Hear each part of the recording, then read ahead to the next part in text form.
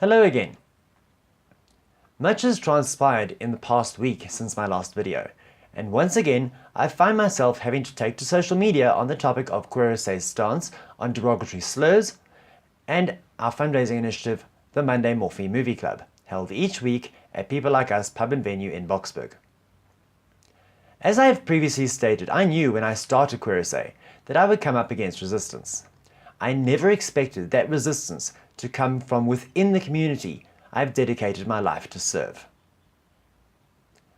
Fortunately, or unfortunately, depending on which side you're on, I was not born with a mouthful of teeth.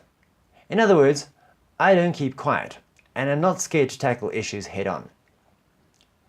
What I dislike doing, however, is having to take to Facebook to air or resolve grievances. However, an invitation was extended to the two people who started the uproar about our fundraiser, Nico Versace, the DJ at People Like Us, and his partner, Christian Sneeman, whom I've actually never even met, to sit down face to face and resolve this matter, but they never even bothered to show up. And I was ignored like a stop street at 2 a.m. by Nico when I was at People Like Us on Friday evening. So, here I am.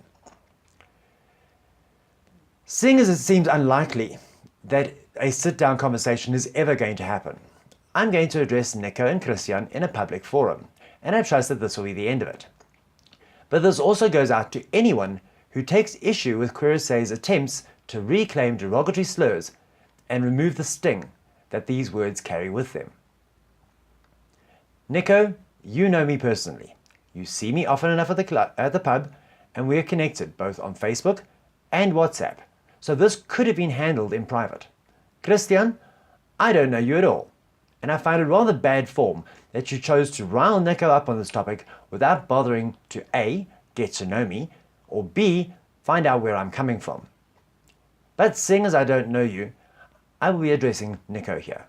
However, know that what I have to say to him goes just as much for you too.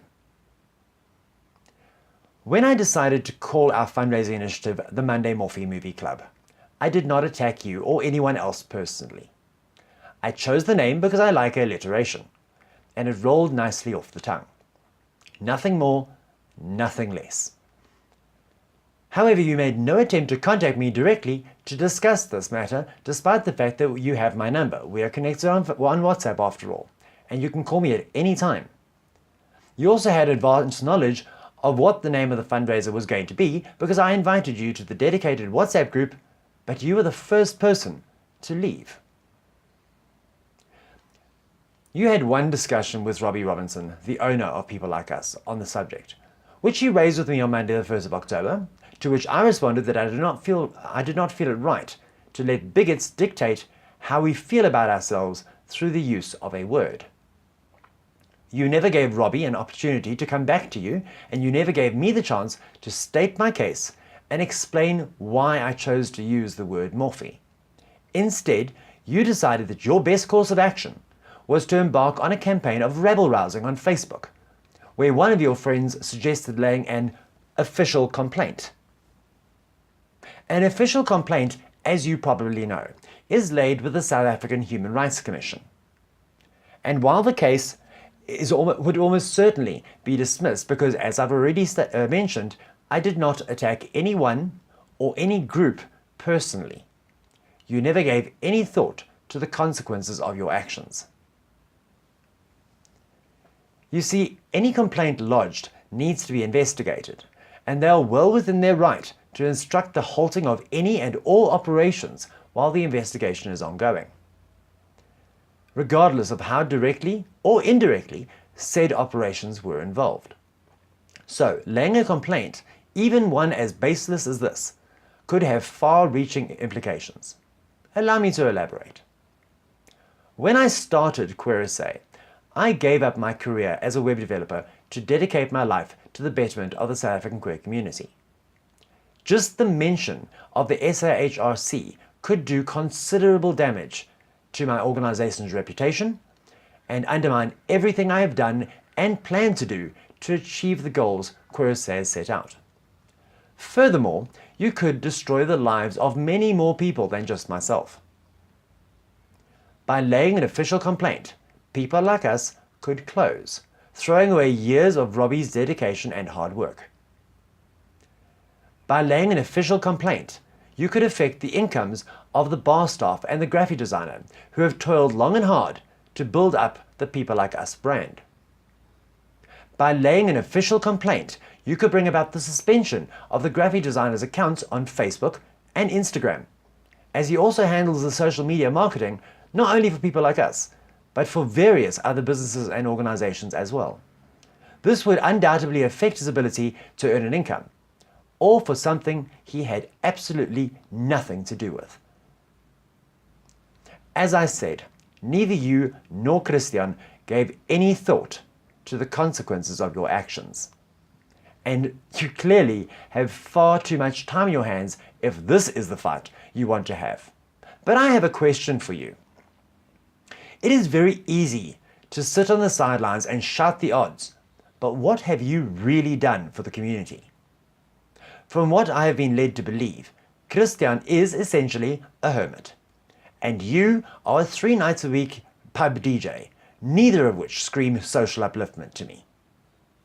But rather than putting your personal issues aside and coming out in support of a good cause, you felt entitled to hold People Like Us to ransom by threatening to quit, which would probably include taking your equipment with you if you didn't get your own way. That is tantamount to blackmail, which is a very serious crime in South Africa. However, Robbie is too nice a guy to actually take it that far. Robbie wants to keep everyone happy. That is, after all, why he started People Like Us in the first place. He also believes in the work that QueerSA does, and his dedication to the community goes far beyond that of just pouring a few drinks. No one is irreplaceable, not even you. If you walk out on People Like Us, I will happily step up and fill in for you until your replacement can be found. People Like Us has become one of QueerSA's greatest supporters, and I will personally do everything in my power to ensure its longevity. And I would expect the same from everybody involved with People Like Us, especially its DJ. This brings me to my next point. I'm very curious as to why you and Christian decided to take to Facebook to deal with this matter rather than coming to me directly. Why did you feel the need to get uppity about what I choose to call myself and my organization's fundraising initiatives? And why did you feel it right to drag Robbie in his personal capacity and People Like Us as the venue into it? I came up with the name the Monday Moffie Movie Club. Me, not Robbie. But like I said right in the beginning, I never attacked you. I never attacked anyone. All I did was launch a fundraising initiative to raise funds for our queer-focused crisis hotline. And I used a word in the name that I call myself every single day. I understand that you were called a Moffie in school, but as sad as that is, you are now in your 40s, which means that this happened more than 2 decades ago. Surely by now you would have dealt with this, and if not, perhaps it's time to book your issues into therapy, because you're allowing them to hold you back. Another thing that I find somewhere between amazing and amusing is how very quick you are to jump on your high horse about people judging you because of your sexual orientation, and yet you see no problem with standing in judgment of my choice to reclaim derogatory slurs. Judgment is judgment, regardless of the circumstances, so you have a choice to make. You can either stand in judgment of others at the expense of your own indignation when you yourself are judged, or you can let others live their lives in the way they choose and only go after those standing in judgment of you personally. You cannot have it both ways. Here's the sad fact of the matter. Everything evolves. Nature evolves. Organizations evolve. Campaigns evolve. The fact that you decide to jump up and down over what we choose to call our fundraising initiative is both sad and unnecessary. Did it ever occur to you that by sitting down with me and airing your grievances face to face and giving me the opportunity to respond, you may have planted a seed in my mind, and this might have in turn encouraged me to speed up the evolution of this initiative?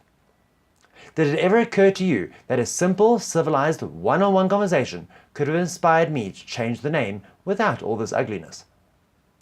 I'm under no delusions that I would have been able to sway your opinion on the topic, but the fact that you couldn't even be bothered to show up for Monday evening's meeting speaks volumes for your willingness to come to an amicable resolution.